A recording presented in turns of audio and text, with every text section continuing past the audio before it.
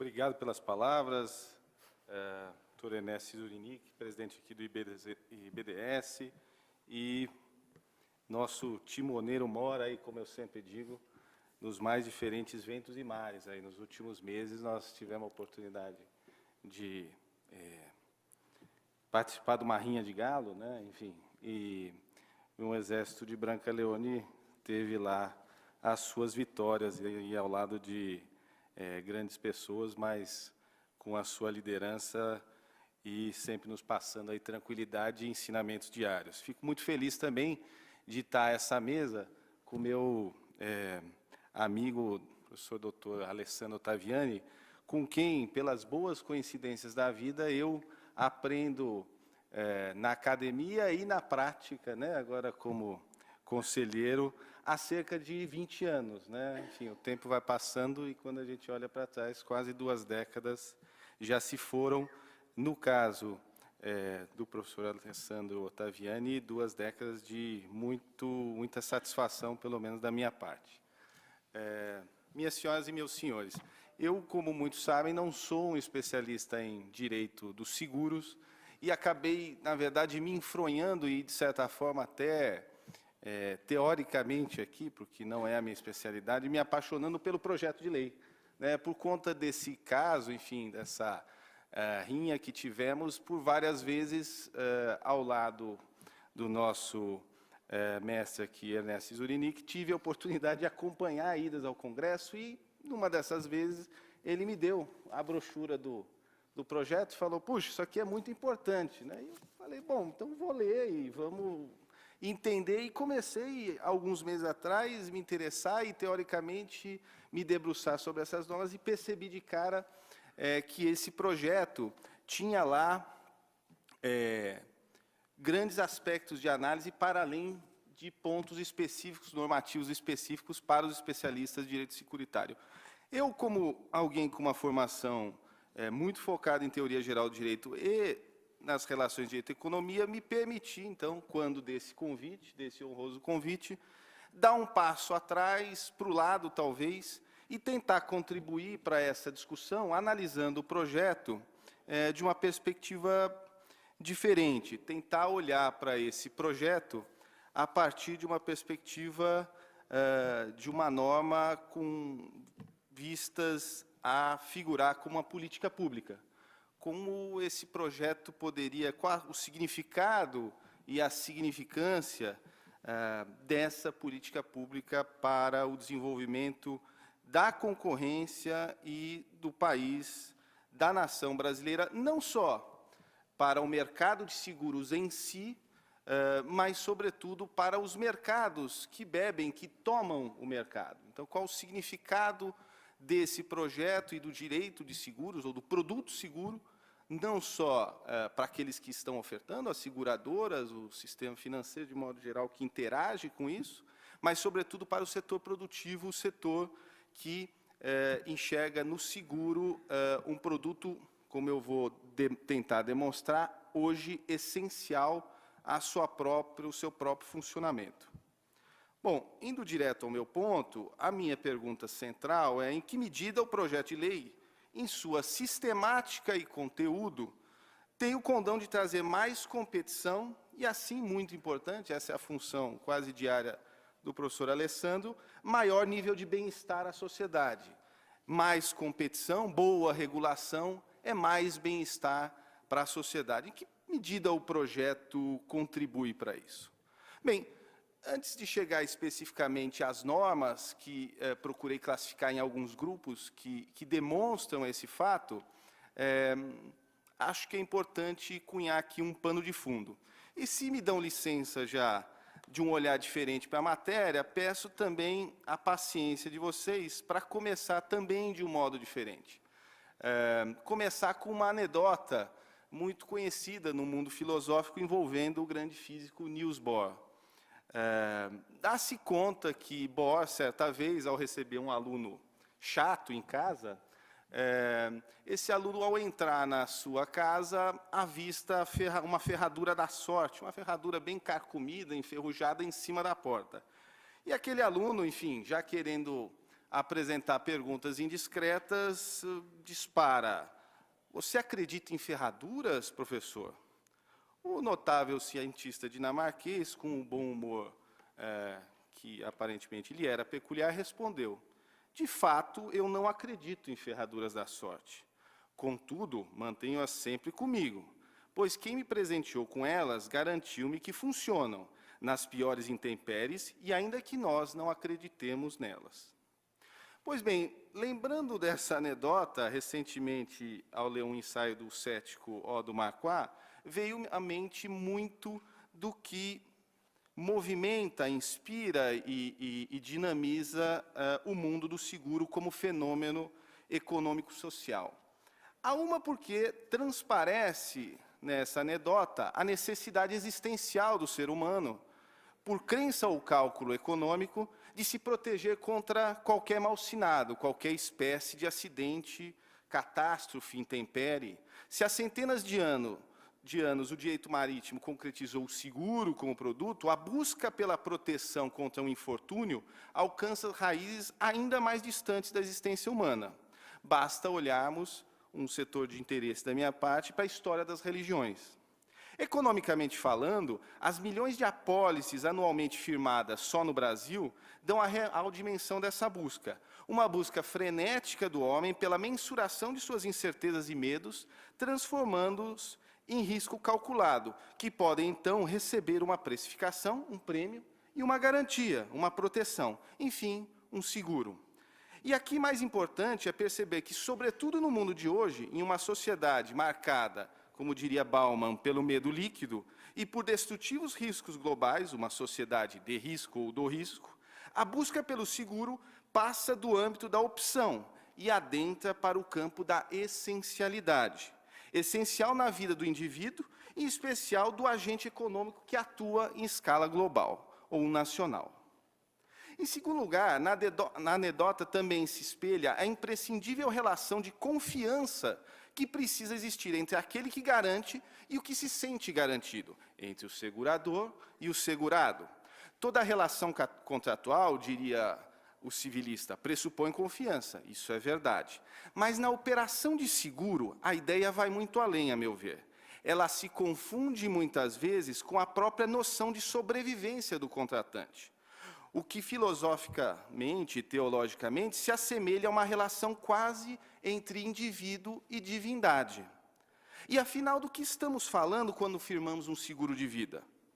Um seguro contra a quebra de uma máquina essencial a uma fábrica, pois não é de sobrevivência, de mantença do indivíduo ou agente econômico ofertando naquele mercado? E nesse contexto, é óbvio que para o bom funcionamento econômico de tal relação, cooperação e transparência são elementos essenciais. Pois como se pode entregar a sua vida à existência de alguém em que não se confia? Finalmente, as palavras de Bohr, na nossa anedota filosófica, trazem à baila a importância da efetividade da garantia prometida. A tal ferradura da sorte adquirida, o seguro, precisa funcionar bem e sempre. Pois, como muitas vezes a própria sobrevivência do indivíduo ou do agente econômico segurado está em jogo, é certo que os interesses protegidos na apólice devem ser garantidos prontamente, sob pena de grandes prejuízos, falência ou até morte. De que adianta a liberação do pagamento de algo essencial à sua sobrevivência após anos de discussão judicializada? No caso de agentes econômicos, tanto quanto de indivíduos, repito, só de dinheiro de reparação civil não se fala, se fala de sobrevivência, de permanência no mercado. Pois bem, essas três características que norteiam a busca pelo seguro e a sua contratação, quais sejam? Seu caráter de essencialidade na sociedade de risco, o estado de confiança e cooperação que deve restar entre segurado e segurador, entre protegido e protetor, bem como a efetividade, sobretudo do ponto de vista de tempo econômico no pagamento do sinistro, mostram como uma regulação nesse setor precisa ser feita de modo cuidadoso. Má regulação, ou pior, falta dela, significa severo desbalanceamento entre as partes envolvidas, com prejuízos, diretos ou indiretos, a toda a sociedade. Afinal, se vivemos em uma sociedade de risco e marcada pelo medo, que por definição não funciona sem seguro, se garantir risco em troca de prêmio é função primordial da matéria securitária, então a qualidade da regulação dos seguros para um país é diretamente proporcional ao bom funcionamento e bem-estar social que se deseja para a nação brasileira. Nesse particular, senhores, o estudo da OCDE do final da década de 90, quase nos anos 2000, sobre o tema da competição e regulação no mercado de seguros, mostra que, durante muito tempo, grande parte da regulação no mundo se deu no sentido de manter um mercado de seguros fechado, mas extremamente solvente. Adotava-se a visão muito própria àqueles que dão muito peso ao tema das falhas de mercado, de que uma grande abertura do mercado de seguros, com forte estímulo à concorrência por preço, poderia, em verdade, destruir a saúde financeira dos seguradores, atribuía-se um grande peso à chamada potencial risco sistêmico. A instituição de monopólios legais em diversos países, de uma regulação bastante hermética, pouco transparente e difícil de ser transposta não só por um novo entrante, mas também pelos seus operadores enquanto tomadores de seguros, eram características, de certa forma, desejáveis. Essa visão, que vigorou por décadas, mudou. E, segundo dá conta a própria OCDE, num estudo empírico, mudou e precisa ser substituída por um cenário que combine maior competição e qualidade na relação segurador e segurado. Assim, para atendimento deste objetivo, de fato, uma série de reformas em vários países caminhou em duas direções complementares. De um lado, através de estímulos diretos à competição e maior oferta aos tomadores de seguros, através do fim de monopólios e a possibilidade de entrada de novos players. De outro, através de reformas normativas que, via de regra, pudessem tornar mais compreensível e confiável a relação entre todos os participantes da relação de seguro. Encaixam-se, portanto, aqui os valores solvabilidade e solidez financeira, com os valores transparência, confiança, menor complexidade e efetividade no sentido de tempo econômico. Da perspectiva filosófica, salta aos olhos uma clara busca pela maior eticidade nas relações de seguro, algo tão próprio à nossa sociedade atual e presente, como sabem, em inúmeras discussões, tanto no direito privado quanto público também.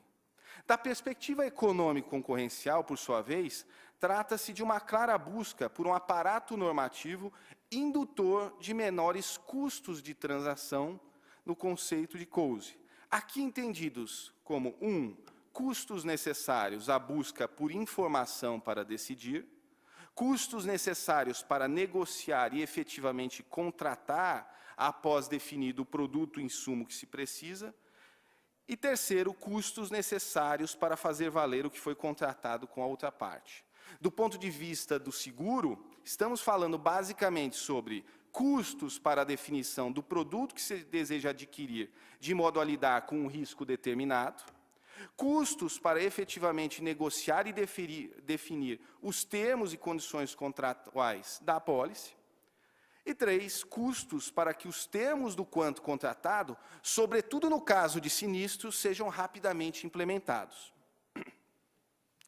Delineado esse brevíssimo pano de fundo, gostaria então de me debruçar rapidamente sobre o projeto de lei, sobretudo na forma levada a cabo na Câmara dos Deputados pelos ilustres deputados Moreira Mendes e, mais recentemente, substitutivo do deputado Eduardo Cunha, e também no Senado pelo senador ilustre Humberto Costa.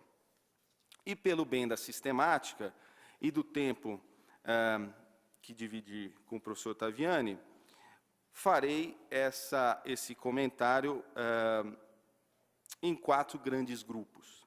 Né?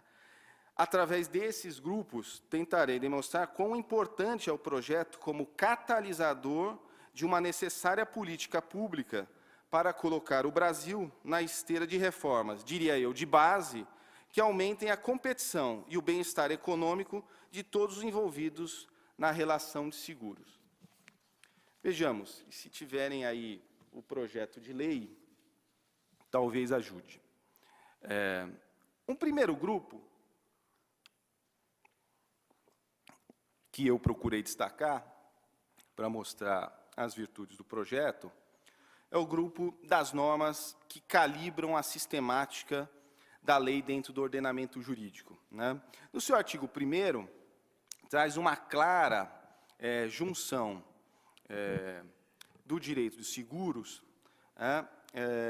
com os objetivos da República, os fins da ordem econômica e da plena capacidade do mercado interno, nos termos do artigo 3º, 170 e 219 da Constituição Federal.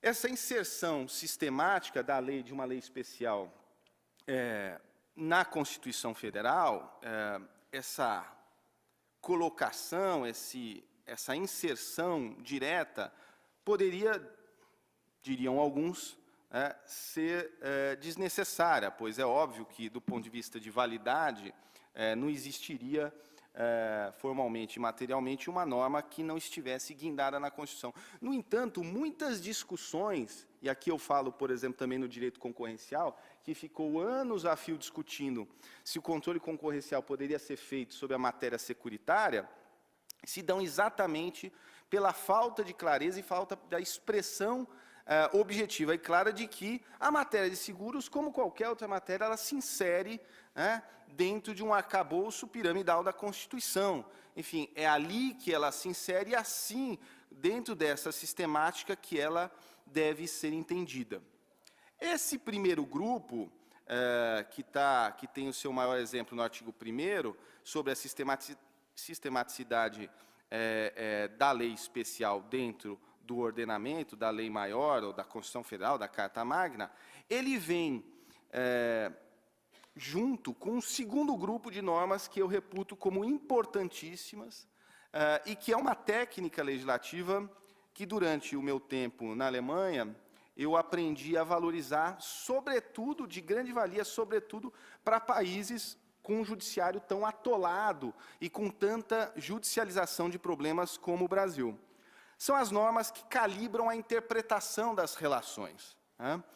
Se nós olharmos, primeiro vou tratar das regras de interpretação diretas, ao artigo 5º, que fala do âmbito, objeto e âmbito da aplicação. Depois, artigo 61, 62, 63, 64, 65 do projeto, que falam da formação do contrato, nós vamos encontrar uma série de normas, uma série de regras, que fazem com que dúvidas, que podem muitas vezes suscitar grandes pinimbas judiciais, que vão demorar anos e vão obstar o pagamento ao segurado, que vão criar uma série de processos inúteis, elas são aqui resolvidas.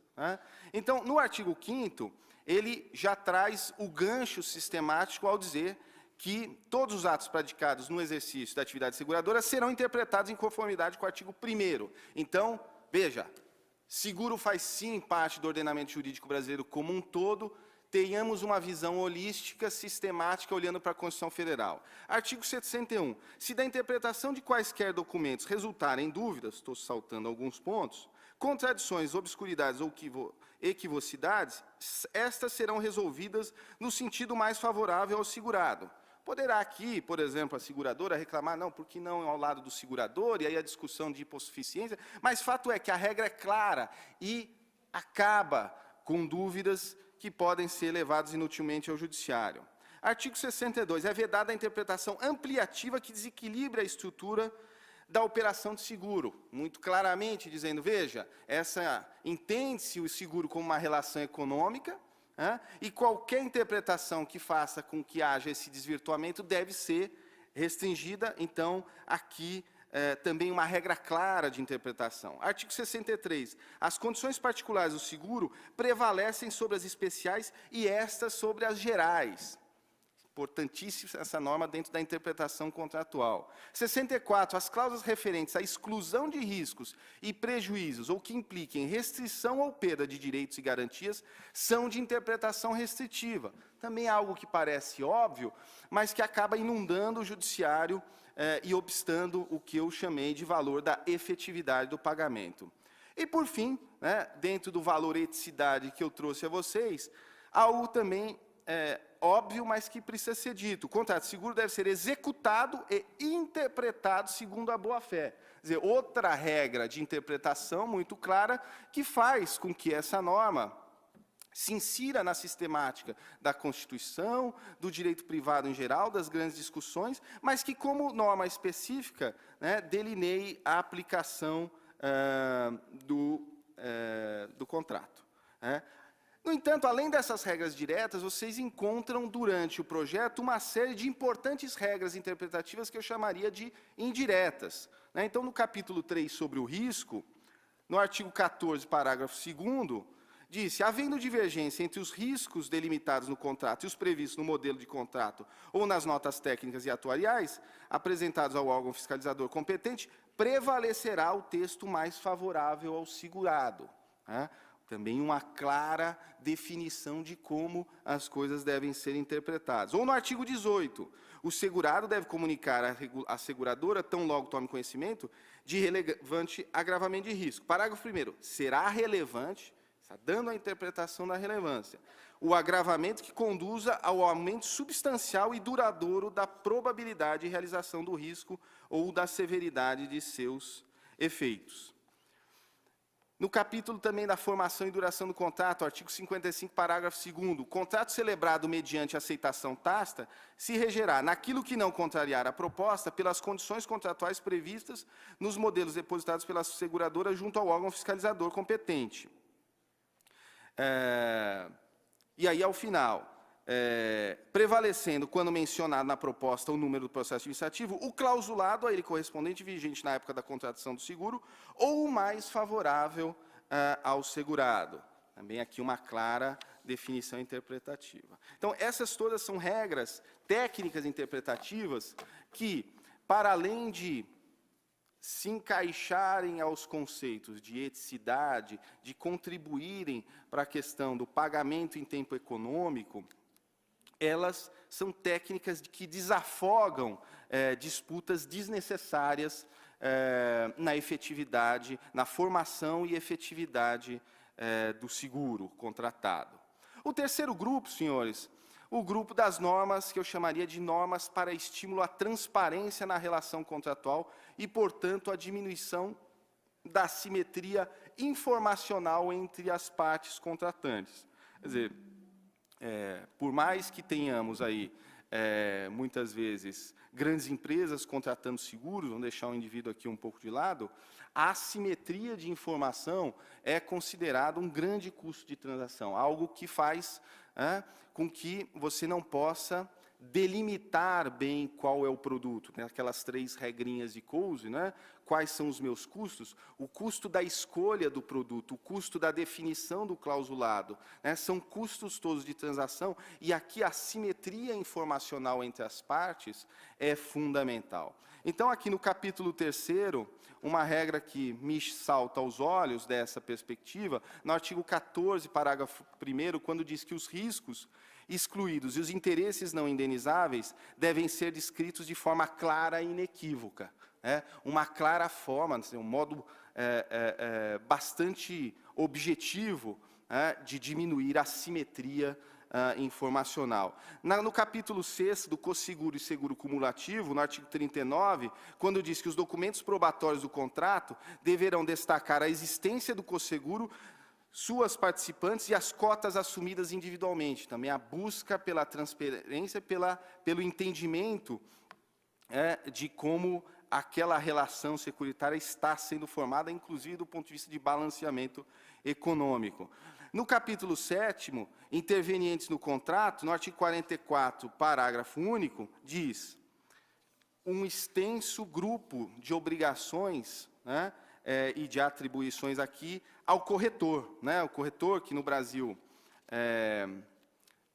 chega a ter comissões tão importantes, aqui recebe uma série de atribuições que contribuem a essa ideia de trazer transparência, de contribuir para a transparência e para a formação rígida da relação de seguro. Então, são atribuições dos corretores: identificação do risco e do interesse, recomendação de providências, quer dizer, a ideia de confiança e de contribuição, de colaboração, que eu mencionava para os senhores, a identificação e recomendação da modalidade de seguro que melhor atenda às necessidades do segurado, a identificação e recomendação da seguradora, esse dever de contribuição novamente muito formado, a assistência muito importante ao segurado durante a execução do contrato, né? Algo fundamental, e assistência ao segurado na renovação, e aqui, importante, grifo, preservação da garantia de seu interesse, né? Então, o corretor como um agente que contribui para a rigidez da formação desse contrato. No capítulo 8º, formação e duração do contrato, o artigo 52 vai dizer, nesse mesmo grupo de normas que diminuem esses custos de transação, a seguradora deverá alertar o proponente sobre quais são as informações relevantes a serem prestadas para aceitação. Há, claro, a discussão que vimos no primeiro dia, se quando ela não alerta, o sujeito deve ou não, e aí a questão da boa-fé, da culpa, mas, enfim, mas aqui um dever de alerta, e no parágrafo único, a seguradora que dispensar as informações relevantes, não exigi-las de forma clara, completa e inequívoca, ou não alertar sobre as consequências do cumprimento do dever de informar, não poderá aplicar as sanções. No artigo 54, o proponente deverá ser cientificado com antecedência sobre o conteúdo do contrato. A ideia de transparência, de que tome a informação. E no parágrafo 1º, a ideia de que as regras sobre perda de direitos, exclusão de interesse e riscos, imposição de obrigações e restrições de direitos serão redigidas de forma clara e compreensiva.